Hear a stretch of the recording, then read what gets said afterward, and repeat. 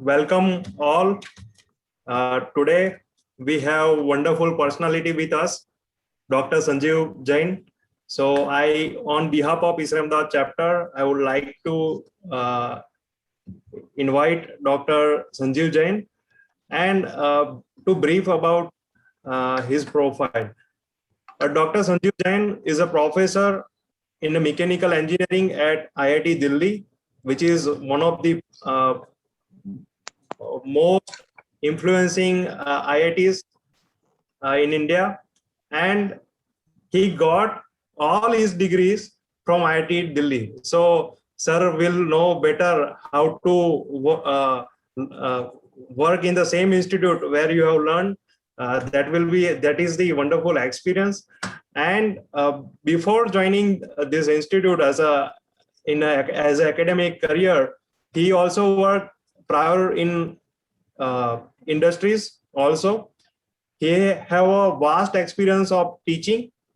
So today we have a great chance to learn insights from his academic journey and technical aspects of solar cooling and the challenges. His major research area is solar cooling, sustainability, building energy efficiency, and decentralized energy systems. And the today's main agenda will be focused on solar thermal energy. What is the technology? How important this resource is? Then, what are these option cooling technologies? How it works? How many types of these options cooling? And is there any challenge with for the promotion of solar cooling? And what are the direct applications of solar cooling? How we can promote it in a much better way? So today we have a great chance to learn wisdoms from Dr. Sanjeev Jain. On behalf of Isra Ahmedabad chapter, again, I like to warmly welcome Sanjeev sir. Over to you, sir, for session. I will moderate this session. If you have any questions, please post in question box or chat box. I will keep asking sir during the session or at the end of the session, whatever we required during the session. Over to you, sir. Thank you. Thank you very much, Gaurav, for the kind introduction. Maybe I can share my screen now and you can unshare yours. Yeah.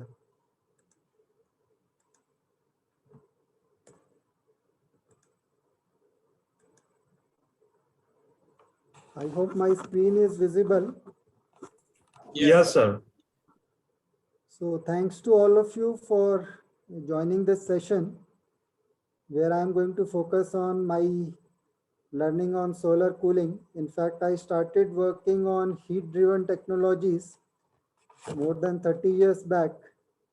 And then lately in the last 1 decade or more than 1 decade, I also started focusing on integrating solar energy with those technologies. So I would present a very brief overview of solar cooling and also highlight what are the current prospects and what are the challenges.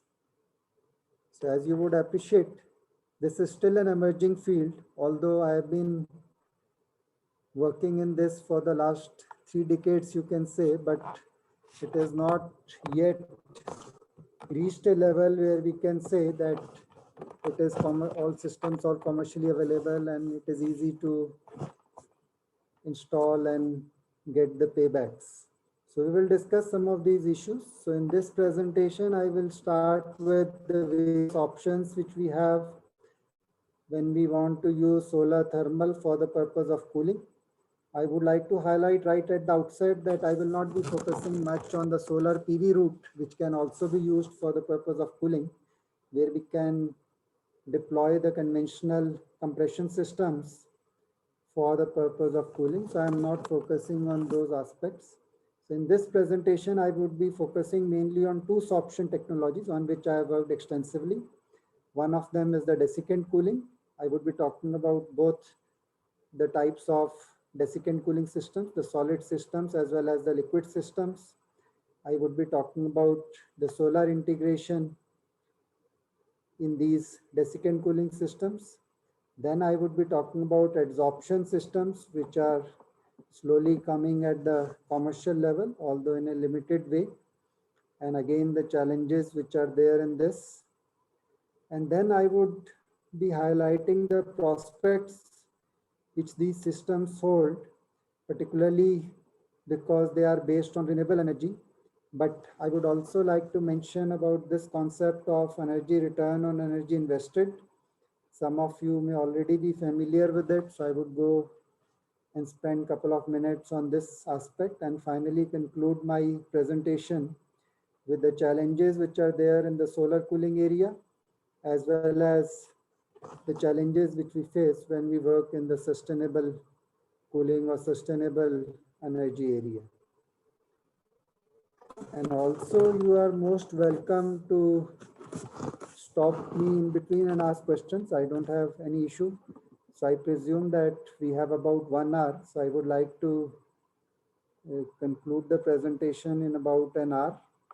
And if you have any questions and you think that it will be helpful to get them clarified right away, please let me know, Gaurav, and then I can stop and take up the questions. Sure, sir. Definitely.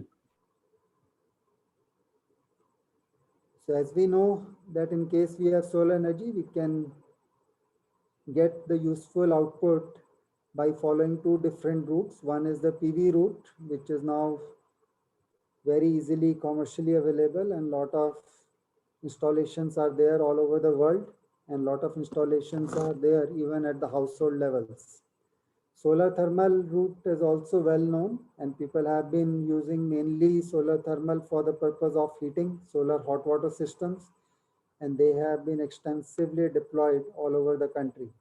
But solar thermal can be used for several other applications also, including cooling, about which we would be discussing today, and also for drying, cooking, desalination, and also for power generation. And many of these have also been explored in the country with some success in different areas. We also appreciate and understand that whenever we talk of solar energy, its availability is intermittent, and therefore we have to have some kind of energy storage. We know that in the PV system, we are more or less settled with having batteries as the energy storage media, but in thermal storage, we have various options, and we would look at one or two of them during the discussion. So talking about solar thermal route, there are various technologies which are available for converting solar energy or solar thermal into cooling. And the major classifications are shown here. So one is what we call as the sorption technologies. And these are the technologies which I am going to discuss more in detail. The other one is the thermomechanical type of processes where we use the solar thermal route to either generate shaft power and then run a compression system, or have a steam ejector kind of system. So these are not of much interest in this discussion, and they have not been extensively used, and they do not seem to hold that much of promise from the solar energy perspective. Therefore, I would be focusing only on the sorption technologies. In the sorption technologies, we have two broad classifications. One is what are called as open cycles, and the other one is closed cycles. So in the open cycles, we have the desiccant cooling systems, and I would be discussing about both the solid and the liquid desiccant cooling systems. And in the closed cycle, we have the adsorption cooling systems, which are now easily commercially available, being manufactured by several manufacturers across the globe. And then we also have the adsorption cooling systems, which are also coming into vogue. And there are several manufacturers of these systems also in the market, including India. So let us get started with desiccant cooling. I already mentioned in desiccant cooling, we have an open cycle. So when we say open cycle, in this case, the air comes in direct contact with the desiccant material, and there is a direct contact, and this air is directly taken to the conditioned space. So the major emphasis in this type of technologies, we would like to delink the dehumidification from the cooling. We know that in the traditional systems or the closed cycle systems like the vapor compression systems or even the absorption systems, you can achieve dehumidification of the air, which means you can remove moisture from the air by maintaining a temperature, what we call as the coil apparatus dew point, to be lower than the dew point temperature of air. So if we maintain low enough temperature, lower than the dew point, we are able to obtain the dehumidification of the air. And if you want more dehumidification, we have to go to even lower apparatus dew point. So this is a standard practice which we are familiar with. Those of us who work in the HVAC area, we know this is what we do. And when we encounter monsoon conditions and the RSHF starts dropping, we know that we have to keep going to lower and lower coil ADP, and ultimately we may have to take the help of reheating to be able to achieve the desired sensible heat factor. But in the case of desiccant cooling, we do the dehumidification independent of cooling. So we dehumidify the air, we remove the moisture from air with the help of a material which has very high affinity for water vapor. So materials like silica gel are called desiccants, and we will discuss them more in detail as we go along. So driven by the vapor pressure difference, let us say we can write it in terms of the difference in specific humidity or humidity ratio. This difference will drive the dehumidification of air so that the moisture can be removed from the air. And once the moisture has been removed from the air, then you can sensibly cool the air with the help of other components. We can have some kind of heat exchangers with ambient conditions or with return air.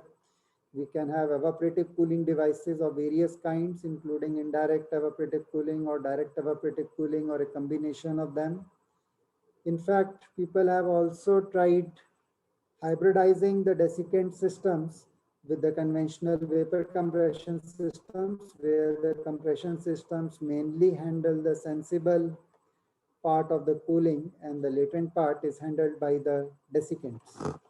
So that may be called as the hybrid mode, where we have maybe some heat exchangers to pre-cool the air, and then we have subsequent cooling, sensible cooling with the help of compression system or absorption system or adsorption system.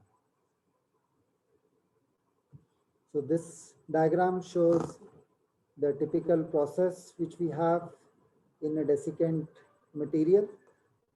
So the water vapor is exposed to the desiccant material. It can be a solid material, it can be a liquid material. The figure, the way it is shown, it looks like a solid matrix of desiccant. So the water vapor comes in contact, and because of the vapor pressure difference, water vapor is adsorbed on the desiccant surface. And because of this, there is heat which is released, what we call as the heat of sorption.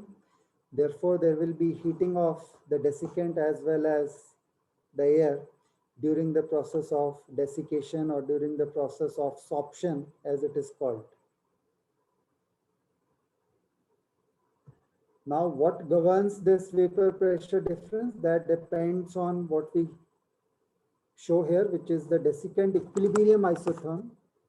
So it shows what is the desiccant moisture capacity, which means how much amount of moisture a unit weight of desiccant can carry at different relative humidities in the surroundings and at a given temperature.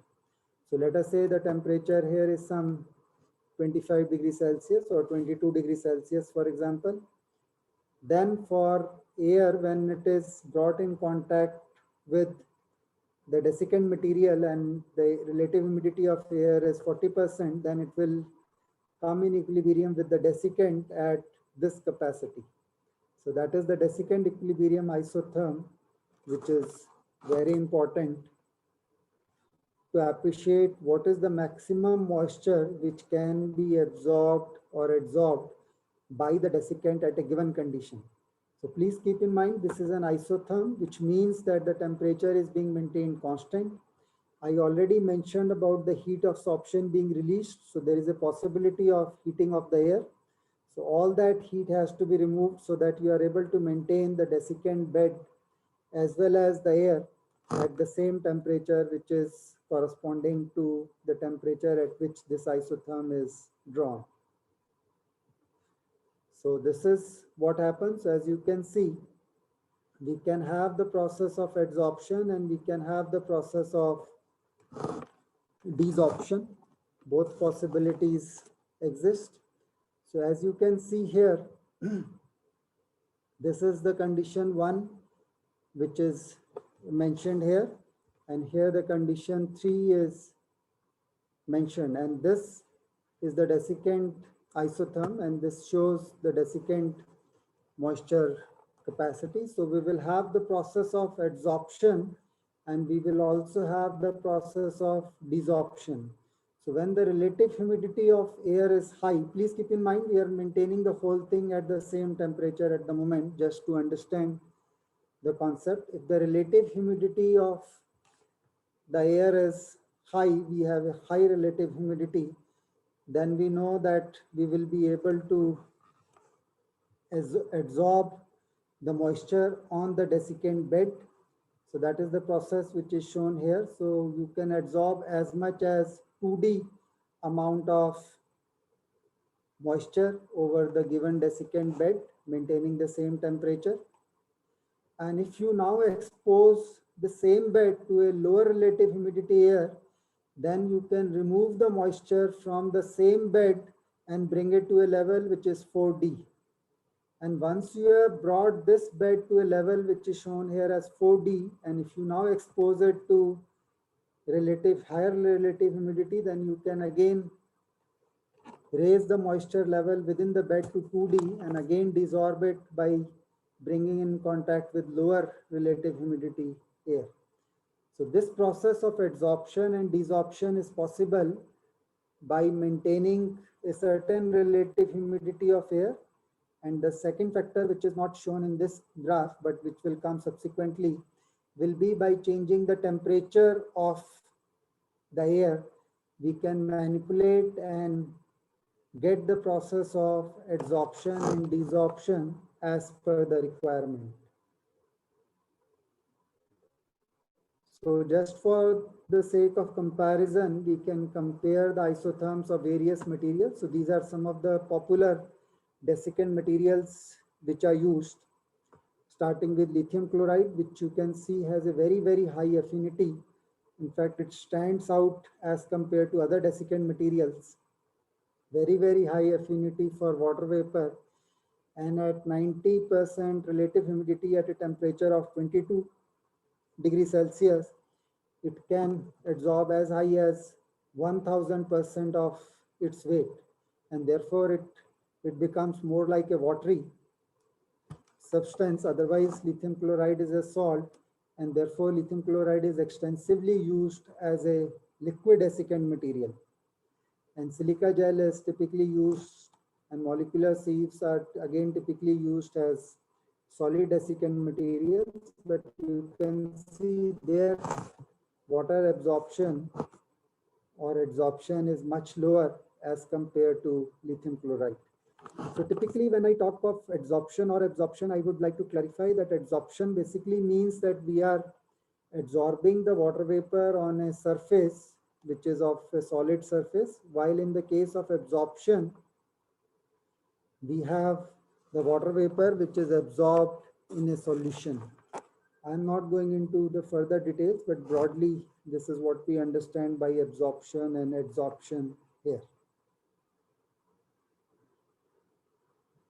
Then we can also draw these isotherms at different temperatures. As you can see, as the temperature increases, the water vapor pressure at the desiccant surface is going to increase, and therefore by heating the desiccant or by heating the air, we are able to desorb the desiccant. We are able to remove the moisture from the desiccant, and by lowering the temperature of the desiccant, we are able to absorb more moisture into the desiccant.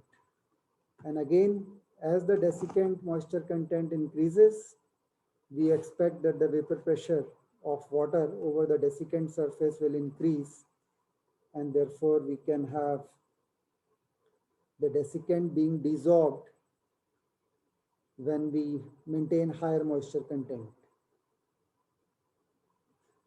So when we use water lithium bromide as a material, now this shows the different concentrations of lithium bromide in the solution. So the top one is of course showing pure water, then you have 15% lithium chloride in the solution, then 25% by weight, and the lower one is 45% lithium chloride by weight in the solution. And then what are the vapor pressures which are being exerted? Those are mentioned on the left hand side scale, and the corresponding dew point, because the vapor pressure can be directly related to specific humidity or humidity ratio and thereby to the dew point. So you can also see what is the vapor pressure which is being exerted in terms of dew point. So this gives an idea of how much concentration I would need at different temperatures to be able to dehumidify the air to a given level. So let us say generally for HVAC, we may be interested in dew points of 15 degrees or lower maybe. It depends on how much dehumidification we want to do. So therefore you can see if I'm interested in a dew point of around 15 degrees Celsius, and if my temperature is in the range of 30 to 40 degrees Celsius, which may be the typical scenario, then I should be operating at a concentration level of the order of 45%. If I go to lower concentrations, let us say of 25%, the vapor pressure goes much higher and I will not be able to dehumidify the air at those concentrations. Therefore, the concentration of the solution is very, very important in addition to the temperature at which the solution is maintained for the purpose of dehumidification. So this is also showing the vapor pressure. This is with respect to water vapor pressure. Therefore, it says reduced vapor pressure with different concentrations of lithium chloride and at different temperature. This is just for academic use, that you can get the values at different mass fractions and at different temperatures and find out what is the vapor pressure.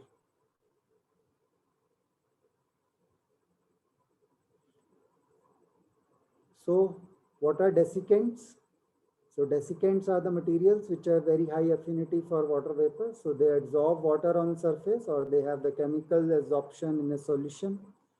And there is heat absorption which is released, which is different or little more than the latent heat. It is not just the latent heat, but something more than that. So that heat has to be removed in case we want to maintain the absorption of water vapor on the surface. And there will be some regeneration heat dump back, because you will have to heat the solution or heat the material to be able to dissolve the material, and therefore that heating will also come into the solution or into the material, and it will have an impact on the material absorbing the water vapor. So we have the two types. Either we can have liquid absorbents or we can have solid absorbents. So in liquid absorbents, one of the common solution which has been used is lithium chloride. The other one which has been very commonly used is triethylene glycol. And recently people have been trying potassium formate as the material. But I have not seen many commercial systems based on potassium formate, although there have been commercial systems based on glycols and lithium chloride. And the vapor pressure, as we just now saw, is a function of both temperature and concentration. So you need to identify for the HVAC applications what are the suitable concentration ranges for the different materials, and they are going to be different for different materials. We have some very commonly used solid materials like silica gel and activated alumina or molecular sieves, which are the synthetic zeolites. People have also been exploring synthetic polymers, etc. But still, silica gel and molecular sieves, etc. continue to be the materials which are extensively used in industry. Before we move forward, we can have a brief discussion on desiccant life, because many people are concerned about how long the desiccants would stay and how long would they continue to absorb the water vapor. So it all depends on the contaminants which are present in the air streams. If the air stream are very, very clean, then the life could be substantial. But in case there are contaminants, there is a possibility of them clogging the pores which are there in the solid materials, or there may be some chemical reactions. There may be some hydrothermal degradation, which is also possible for some of the materials. So for example, something is mentioned here that in case you are having sulfur compounds in the airstream, then they may react with lithium chloride and affect its life. As far as the solid materials are concerned, they are less chemically reactive, but they are more susceptible to cloggings, especially if you have particulate matter in the air. Then there is a possibility that they may clog. Of course, one may like to do filtration, etc., to avoid such scenarios.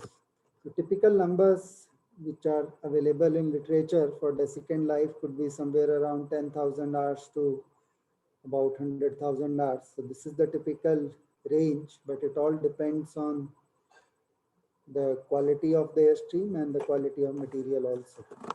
Some of the materials are also good for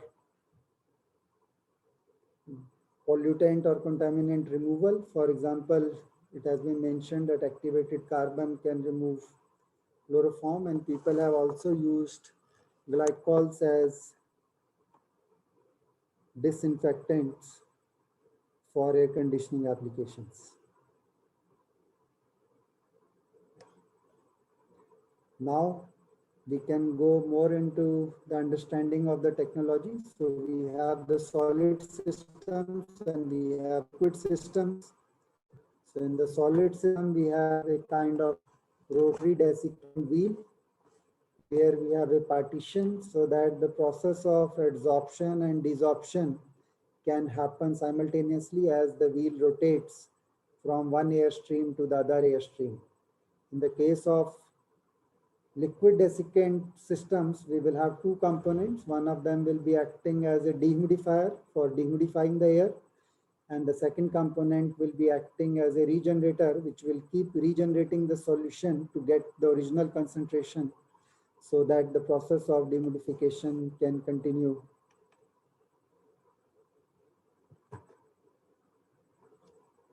So this is showing a rotary desiccant wheel. So this shows a kind of 50-50 partition. So we have the adsorption side and the regeneration side. The moisture comes over the wheel face, and as it flows over the wheel, through the wheel, it will release its moisture to the wheel, and the wheel which has picked up the moisture, the desiccant material which is impregnated in the wheel, when it goes to the other side, it will come in contact with high temperature air, and that air will now pick the moisture from the wheel because of the reversal of the vapor pressure. So this is what is shown in this. So you have one stream which is called as the process stream, which is the one which is of interest because you want to remove the humidity of this process air and use it for the purpose of air conditioning. While the regeneration stream is essential, and you have to bring in at high temperature so that you can remove the moisture from the desiccant bed, and this air is ultimately exhausted out because this picks up the moisture and becomes hot and humid, and one is not interested in this Airstream anymore. So if we see the process on a psychrometric chart, we can see during the process of dehumidification, which is shown here as 1 to 2, the humidity has gone down, but the enthalpy has also increased because there is no cooling which is happening, and the heat of sorption is being released, and heat of sorption is more than the latent heat. Therefore, point 2 has an enthalpy which is higher than the enthalpy at 1. The hot stream which you bring in at point 3, that will again get moist because it will pick up the moisture from the desiccant bed, and its enthalpy will go down a little bit because the bed is initially cooler, and then once the hot air comes, it will get cooled in the bed. So to get to the condition which one can achieve from a typical bed, one has to look at the bed design, and lot of manufacturers provide data which provide information on what will be the outlet conditions for given inlet conditions. And the given inlet conditions are basically the process air inlet moisture content and the process air inlet dry bulb temperature. Then based on the design of the wheel and the regeneration temperature, what is the partition, what type of desiccant material is used, you can get the performance of the bed. And for one typical case, this performance curves are shown here. So as you can see, at 12 grams per kg of process air inlet and a temperature of about 20 degree Celsius, you get 5 as the outlet moisture content in the air, and the temperature goes to around 45 plus. So these type of curves could be obtained for solid desiccant beds. For liquid desiccant dehumidifiers, as we mentioned, we need the two components which are shown here. These components are in the form of liquid gas contacting devices, and there are lots of different designs which are possible. Typically, people have gone for packed bed towers. In the packed bed towers, one can use random packings or structured packings. In fact, cellulose type of structured honeycomb structures have been used as the structured packing in the case of systems. Then we have the falling film towers, or we can have the spray towers. So these are the various possibilities, and there could be other designs also which are possible. So this is one such tower which is shown from our lab when we were working on these type of mesh type of packing within the tower. And as you can see here, the whole construction is plastic because some of these materials are highly corrosive, like lithium chloride, calcium chloride, etc. And you cannot afford to use steels as the material of construction here. So these are the three designs of the beds I already mentioned. And then the performance of liquid desiccant dehumidifiers could be written in terms of the dehumidification effectiveness and the enthalpy effectiveness. Typically, whatever may be the equilibrium humidity ratio, which is obtained by the desiccant inlet concentration and the inlet temperature, compared to that, how much is the actual dehumidification which is happening, that ratio is called the dehumidification effectiveness. So this dehumidification effectiveness will of course be dependent on the design of the dehumidifier, how much contact area do you provide between the desiccant and the air, and you can get good values in case you provide good contact between desiccant and air. It will also depend on the relative mass flow rates of the air and the desiccant solution. The other good thing about liquid systems is you can provide simultaneous cooling. So as you can see, we have the two towers again, which are shown here. The only thing which is additional is this cooling coil, which has been inbuilt into the dehumidifier. Because of the presence of this cooling coil, you are able to remove the moisture from the air in the dehumidifier, but you are also able to maintain a low enough temperature within the dehumidifier because you are able to remove the heat absorption simultaneously, and therefore the process of absorption could be improved and you can get more dehumidification within the same system. So this is what is emphasized here in this particular slide.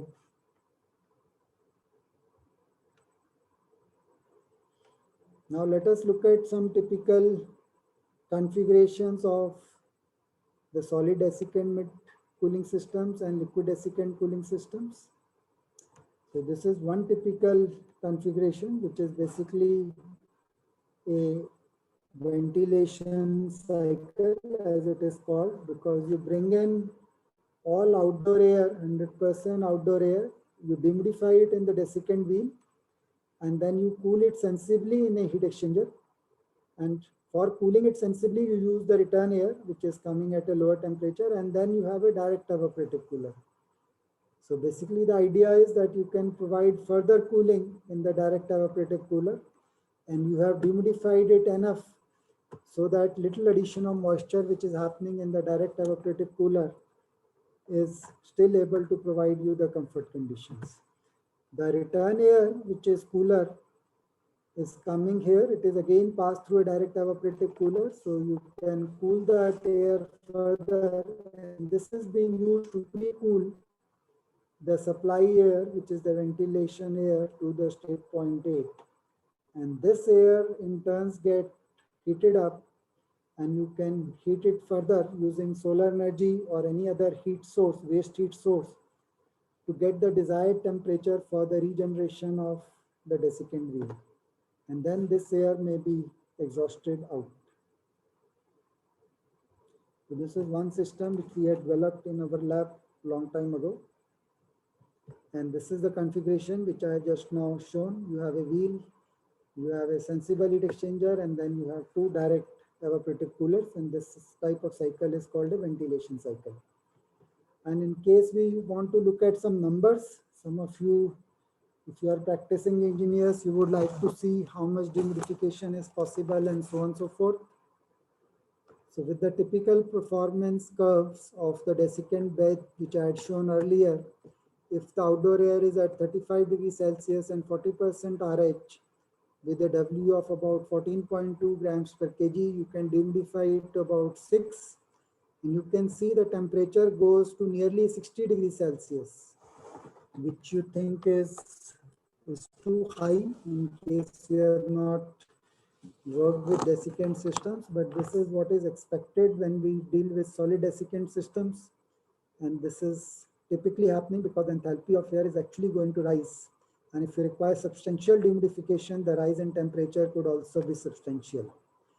And then you will have a heat exchanger, which may have a typical effectiveness of 0.65 or 0.7.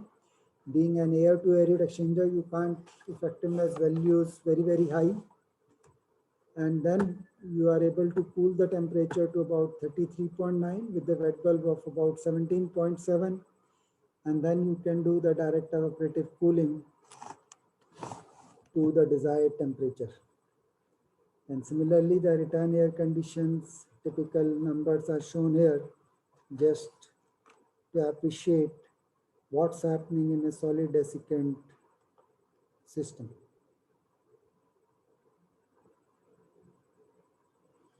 You can also have a recirculation mode, which means instead of bringing in outdoor air, you can use the return air as the process air, and you can bring outdoor air for the purpose of regeneration. This is also possible, and then you can have the mixing of return air and outdoor air as per the requirement. All the possibilities exist, and people have explored all these possibilities in different applications. Obviously, if you are using return air, the humidity ratio is lower, and therefore you are able to dehumidify it to a much lower value, as you can see here. And then you can further get the conditions which you want. Now coming to a liquid desiccant cycle, in a liquid desiccant cycle, other than the two major components, absorber and the regenerator, we will have similar type of air cooling processes. So you will have some kind of heat exchangers. Heat exchangers can be driven by water, cooling water, or they can be driven by return air as we had seen earlier. And then we can have indirect, direct evaporative coolers within the system to achieve the cooling which we want from the system. So what we have to keep in mind that we need to have a dehumidifier here for dehumidifying the air, and then we can have any number of heat exchangers and evaporative coolers or even cooling coils in case it is a hybrid system to get the desired conditions. And this is not a single type of system configuration which is used in all applications. Depending on the climatic conditions and the applications, people have come up with different configurations, and one can analyze and optimize the configuration for a given climatic condition and for a given application. The major problems which are seen in liquid desiccant systems are, as I mentioned, about corrosion. So many of these materials are highly corrosive. The second problem, which is also true in absorption systems, is crystallization. So some of the salt solutions like lithium chloride or calcium chloride can crystallize in case we keep them overnight at high concentrations. When the temperatures drop, they may crystallize, and that could be a problem, and therefore one has to take proper precautions to maintain the concentrations so that they don't crystallize at any point in the day. There have also been issues of some carryover. Some of the solutions like glycol solutions tend to get carried over with air at higher velocities, and this is not something which is desirable because it may go into the conditioned space, and therefore people have gone for low flow designs, and in the recent years people have also started using membranes which provide indirect contact between the air and the desiccant, although it also adds a resistance to mass transfer. So these systems could easily be integrated with solar energy, as we have already mentioned. Because we want to regenerate the desiccant, we require heating, and therefore we can have solar air heaters which can heat the air directly, and that can be used for the purpose of regeneration of the desiccant wheel in the case of solid systems. In the case of liquid systems, we can have the hot water being circulated through the coil. That is one possibility. Or we can heat the solution, or we can heat the air. So in terms of flexibility, liquid systems have much more flexibility in terms of heating, and we can do the heating through various mechanisms. So this is one of the setups which we had in the lab. And in this case, we were generating hot water, and then we were using this hot water to heat the solution. So you can see the lower part here. So here we are generating hot water, and then we are using this hot water to heat the solution rather than heating the air, because heating the solution is easier. You have a more compact heat exchanger, and that has been used. And this hot solution is sprayed in the regenerator, the lower portion, this one, and this is the regenerator. In the top portion, you have the dehumidifier, which is present here, and then this is followed by indirect evaporative cooler, etc. And there is a sensible heat exchanger also which is present. So this is how the lab. We were not experimental studies, so we had put all kinds of sensors to study the performance of this system.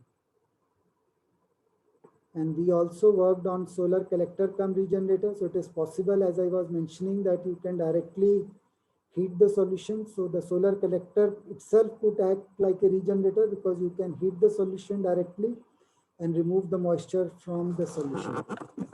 So that is what we had tried using a low cost desiccant material like calcium chloride, and we were flowing the desiccant solution over the solar collector, which was heating the solution directly, and we were having free convective current of the air by providing sufficient gap so that air was flowing and was picking up the moisture from the solution, and we were able to regenerate the solution. So this type of component could be called as a solar collector cum regenerator. So to briefly talk about the advantages and disadvantages, I have already mentioned that liquid systems have the problems of corrosion, carryover, and crystallization. So solid systems are better from that perspective. They tend to be compact, but you can only do air heating in the case of solid systems. That is one of the major limitations which may be there. While in the case of liquid systems, you have much more flexibility. In fact, you can have one single regenerator which may be connected to multiple conditioners, and you can even store the solution, which is basically, you can say, chemical storage, and that solution can be used when the sun is not there. And also in liquid systems, we had mentioned that you can do simultaneous cooling during the process of dehumidification, which is much easier, and you are able to get much more dehumidification in the case of liquid systems. So an extension of these systems is hybrid desiccant cooling systems, where you couple the desiccant dehumidifiers with compression systems or absorption systems. So basically you can generate chilled water from compression systems and use it in the desiccant systems to achieve a hybrid system. So one such example is of a liquid system. So here you can see we have a solution cooler. So the solution is being cooled directly in a compression system. So you can see the compressor also here. So this is more like an evaporator. And then the hot and humid air which is coming can directly be dehumidified as well as cooled because the solution is at a lower temperature. And the condenser heat of the compression system can also be used partly for the purpose of regeneration. And if the dehumidification required is not very high, then it is possible to operate the system just based on the condenser heat. But most of the times that may not be sufficient, and you may require external heating other than the condenser heat for the purpose of regeneration. This is showing a hybrid desiccant system. So you can see the major differences in terms of this coil. So you have a sensible cooling coil, which is shown here after the dehumidifier. This is again showing the same type of configuration where we had a dehumidification wheel and then we had a heat recovery wheel. And there we had a direct evaporative cooler. Instead of that, now we have a cooling coil so that it becomes a hybrid system. So we are not using any water. We are not using any evaporative cooling process for the purpose of cooling, but we are using cooling coils to provide the sensible cooling. Now we go to the other sorption technology, which is of current interest. This is basically a closed cycle. So therefore, in case you are interested in cooling and dehumidification, you have to maintain the coil temperature below the dew point. Typically, you use water as the refrigerant and you have chilled water which you generate in these systems. And therefore, the coil ADP has to be maintained below the dew point. Silica gel is the very commonly used adsorbent, and we have also products which are based on zeolites. So if you look at this cycle, this is basically replacing the compressor with the help of some kind of adsorption. So what you do is in the adsorption or in the adsorber, you suck the refrigerant, which is being the vapors being generated in the evaporator, and then you raise the pressure of these refrigerant vapors and then you condense it in the condenser. So basically the compressor is being replaced by this, some kind of reactor which is mentioned here, and we will see how the system actually works in the subsequent cycle slides. So a most commonly used design is the two-bed design. Sorry, this should be adsorption, two-bed adsorption system. So you can see there are two beds. So what happens is one of the bed is typically in the adsorption mode, then the other bed is in the desorption mode. And then you swap the two beds so that you are able to get cooling for most of the time in the cycle. So as you can see here, the refrigerant vapors which are being generated in the evaporator, they are being absorbed by the bed here, and the other bed which had these vapors present, and that bed is heated. So the vapors are getting dissolved and they are condensed. And as I mentioned, typically water is used as the refrigerant, although you can use refrigerants like R32, etc. We have also worked on refrigerants like R32.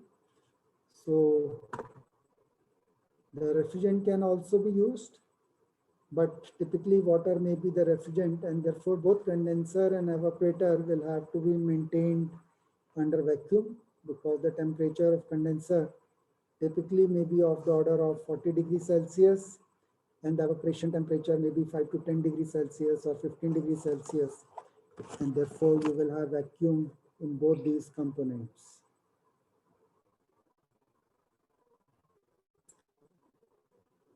So for swapping beds, you have these type valve arrangements. So you can see there are 4 valves which are shown here.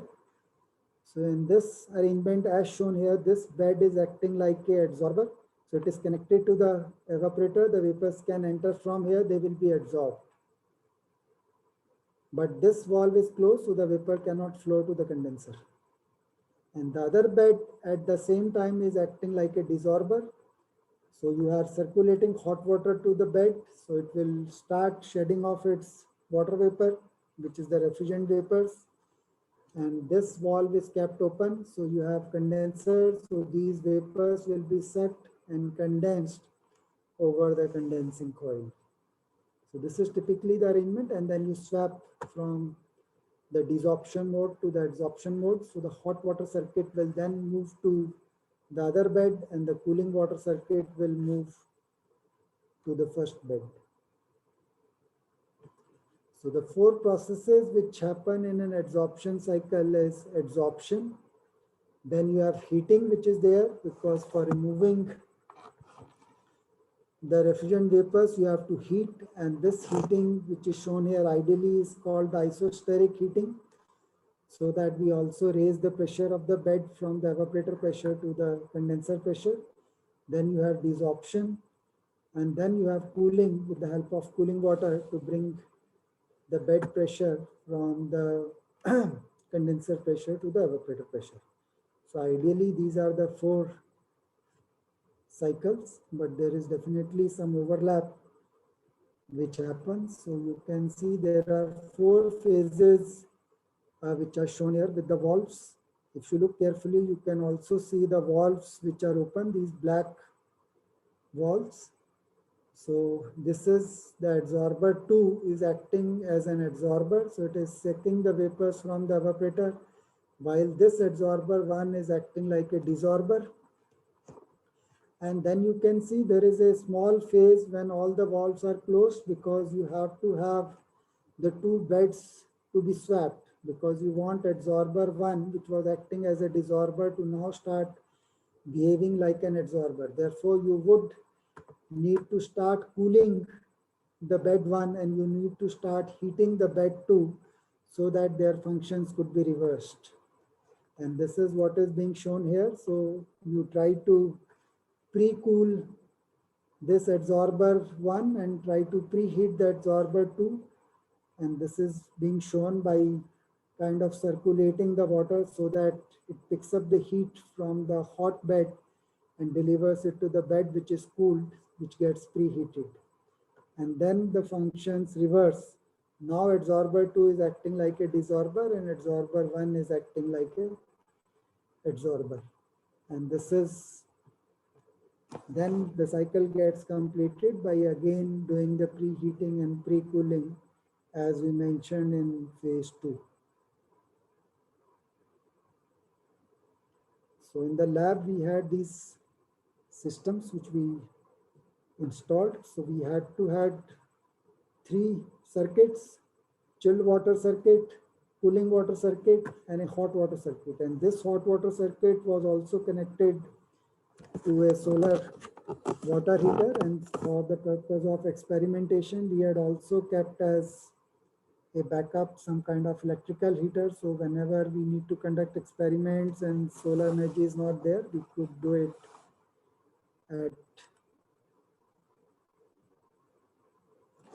as per our requirements. And again, we have that this was also a 2-bed systems, and we had so many valves which are there because we need to swap the hot water and the cooling water, and typically the operation is all automated. So based on the cycle times, the valves keep opening and closing as per the requirement.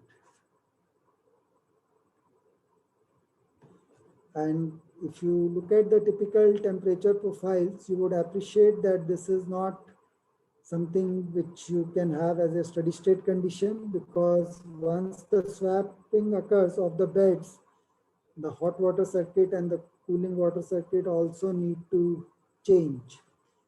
Therefore, you can see the bed 1 water inlet and outlet is shown here. So bed 1 here is in the desorption mode, and therefore the temperatures are much higher. Then when it comes in the adsorbing mode, then the temperatures will go down, and again the temperatures will rise when it again comes in the desorbing mode. So in one cycle, you will have one desorbing mode and one adsorbing mode within between timings for swapping from one mode to another mode. The condenser and the chilled water temperature variations will be little less, and as you can see, but still there will be some variation because this is not a continuous flow process, but the valves open and close at frequent intervals so that the operation is a bit intermittent. Similarly, the cooling power variation is shown here. You can see the cooling power also does not remain constant. This is based on the data from our own lab, and there could be some variations when we go to other systems. But the idea of showing these curves is not to tell you the numbers, but to give you an idea that there are fluctuations in cooling power when we deal with adsorption systems, because we are swapping the 2 beds and the operations are all intermittent. Now coming to the solar aspects, especially the solar issues which one has to deal with.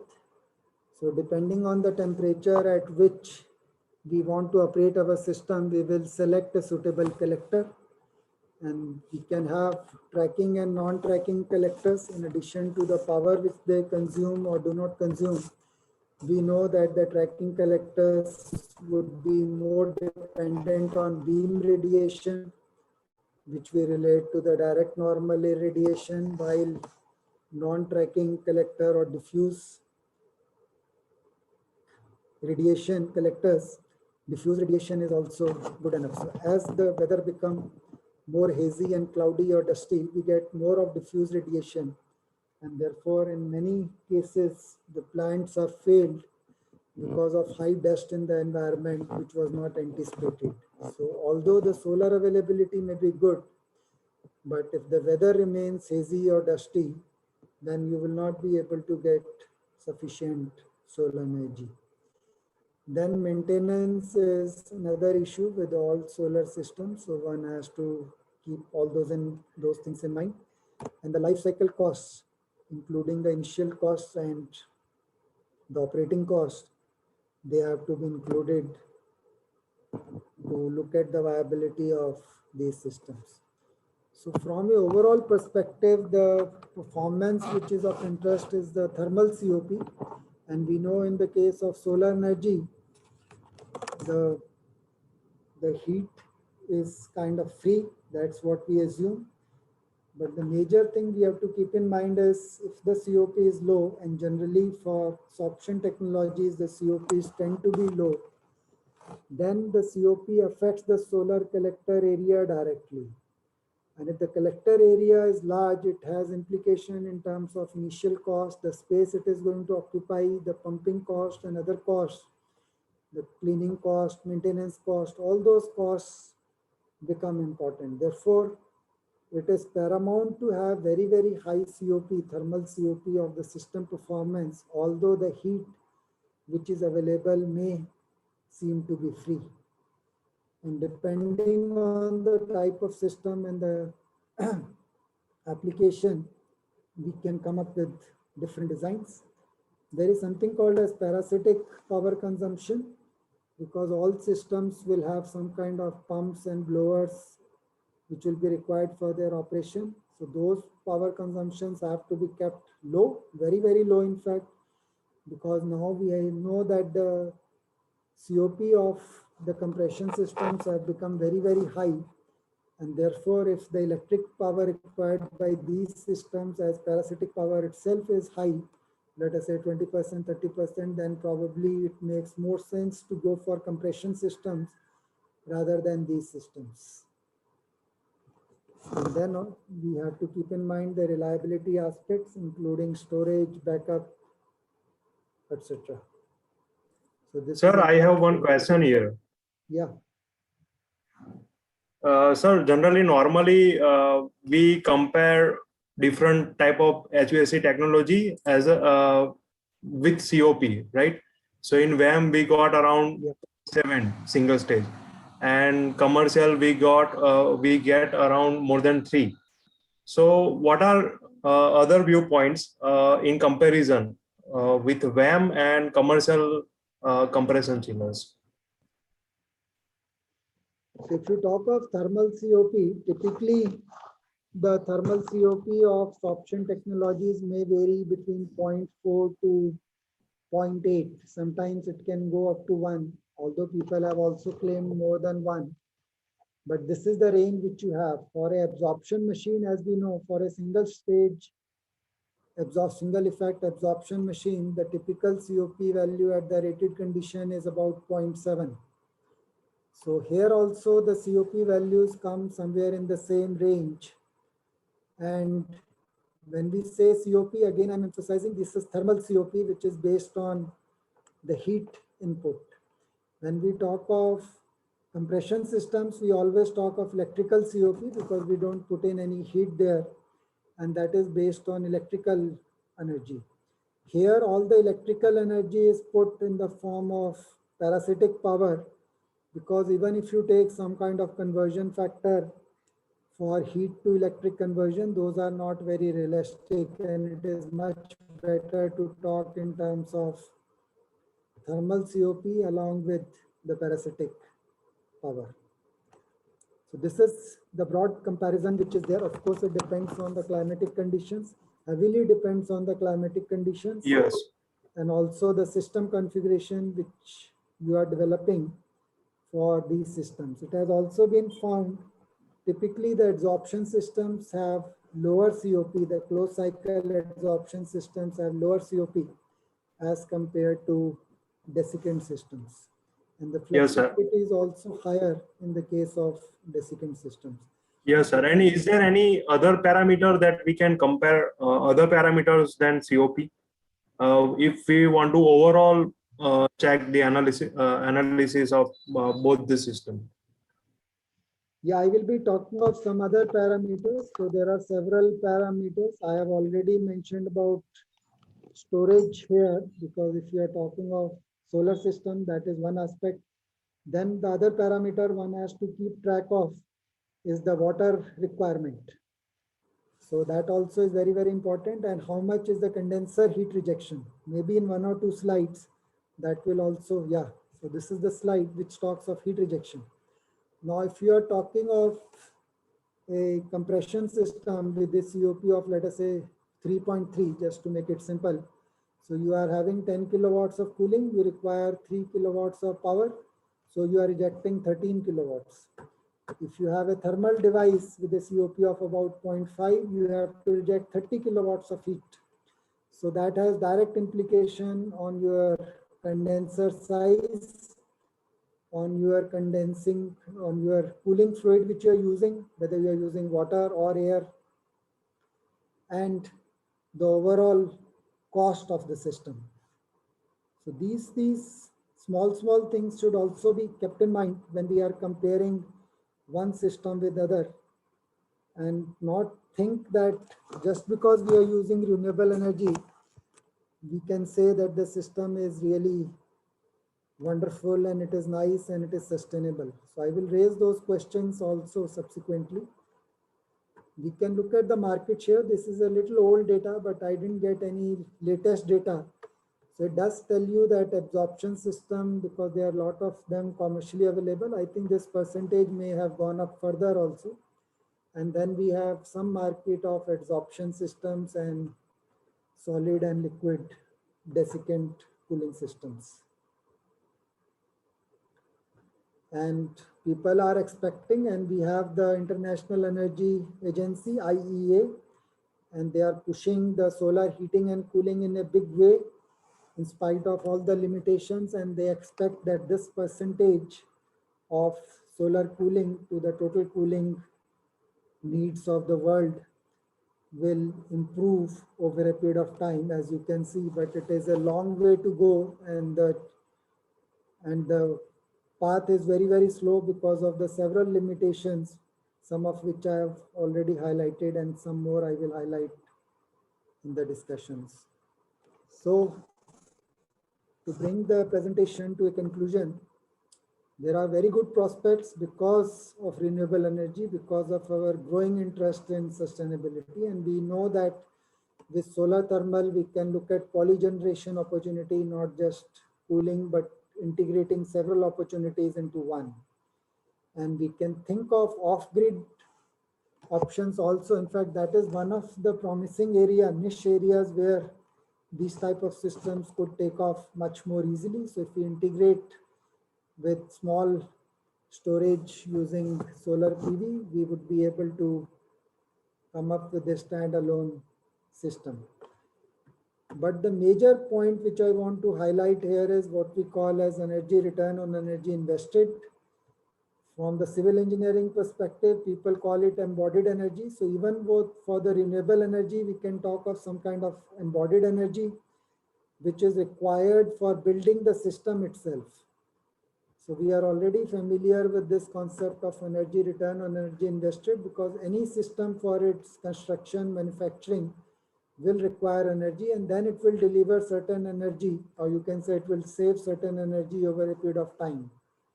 And that energy which is generated or which is saved should be much, much higher than the energy which is being used for its manufacturing. So that concept is called energy return on energy invested. And people have come up with several numbers. In fact, around 2010 to 2015, a lot of data was being generated on these. I have not seen very latest data being available for all types of systems. But again, this is a little old data. This is again talking of energy return on energy invested. And you can see they have benchmarked that at least it should be 7 times. 5 to 10 times is typically, people say at least that much energy should be returned on the energy which you have invested. For some of the conventional systems, these numbers are very, very high. But this is only one aspect, because we are not looking at the other environmental aspects. So therefore, a very, very holistic approach is important to understand. So one cannot always say that renewable energy system is good because renewable energy is readily available. one has to keep in mind that for creating that system itself, you require a lot of energy. And that energy is much higher because the life of these systems in many cases have not been as high as one would expect it to be. So the challenges in solar cooling are very high initial cost, COPs being not so high, standardization efforts are still not up to the mark.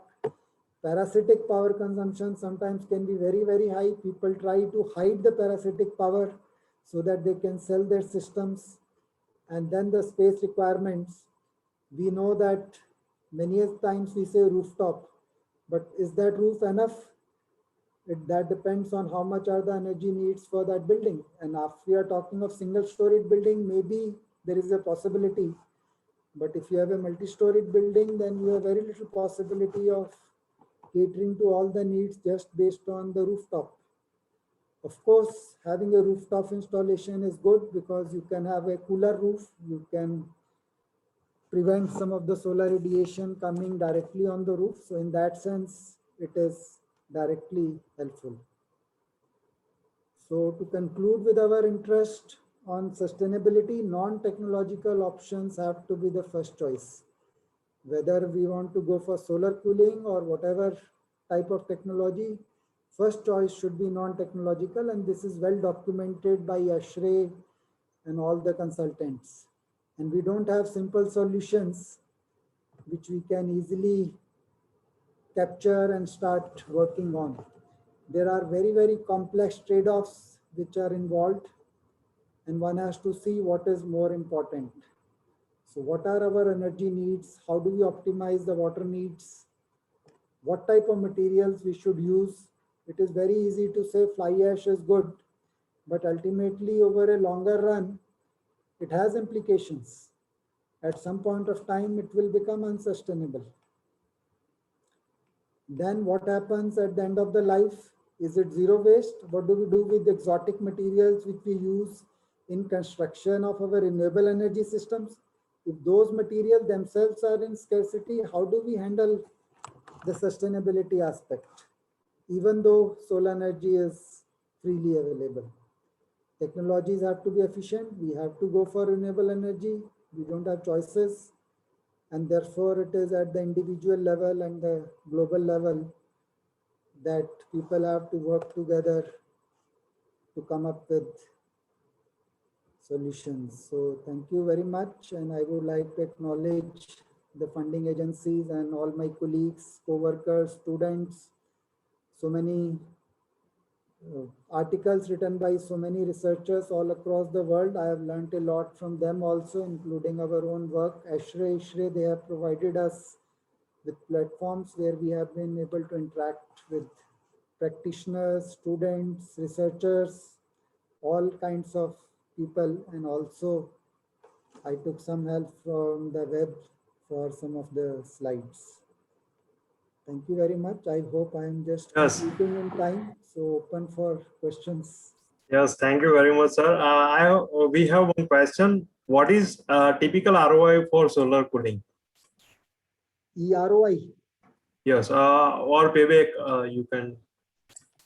So as I mentioned, I don't have a real number of EROI, especially for solar cooling. Even for solar thermal, there was one number which was mentioned there.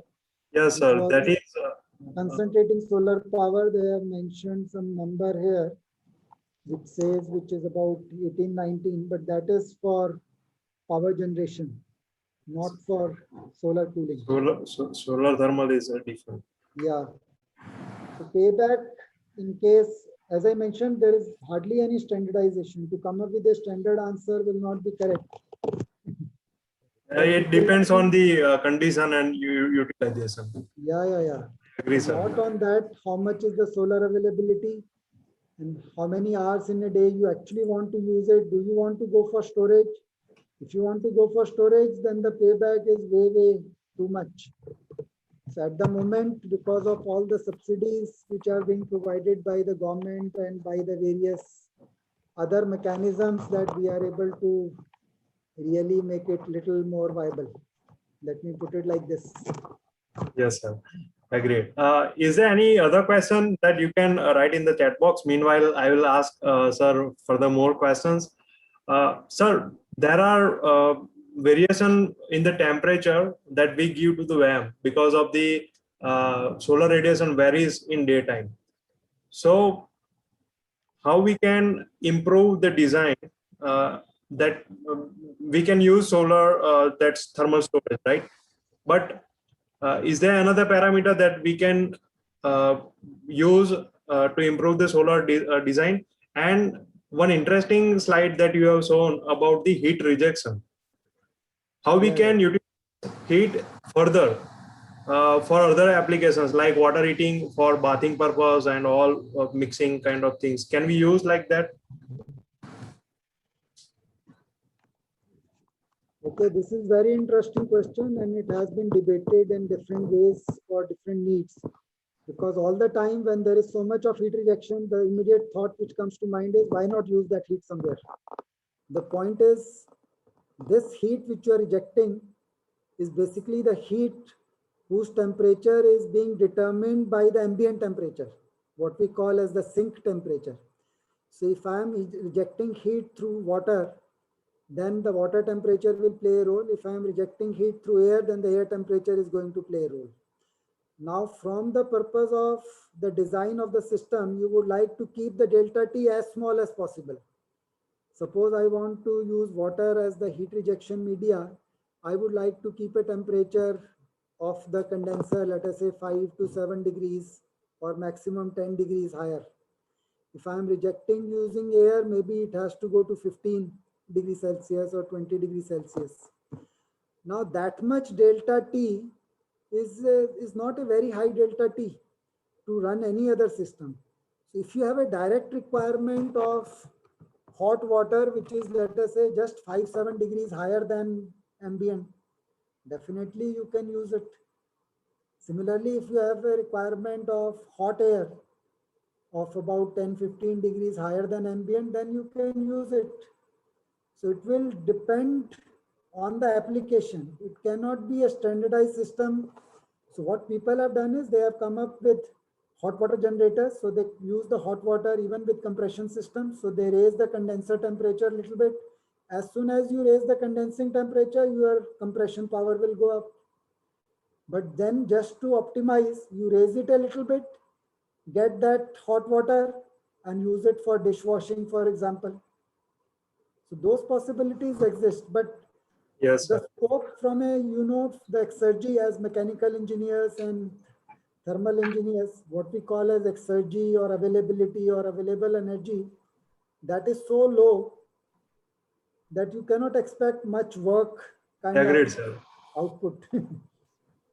So thank you very much, sir. Very insightful and with so much technical detail to learn in this webinar. And we are thankful to you to showing every that Sobson technologies, solid and liquid both. We like to, on behalf of Isramdad chapter, I would like to thank you for wonderful webinar and giving insights from your 30-year of academic experience. So it will be a wonderful.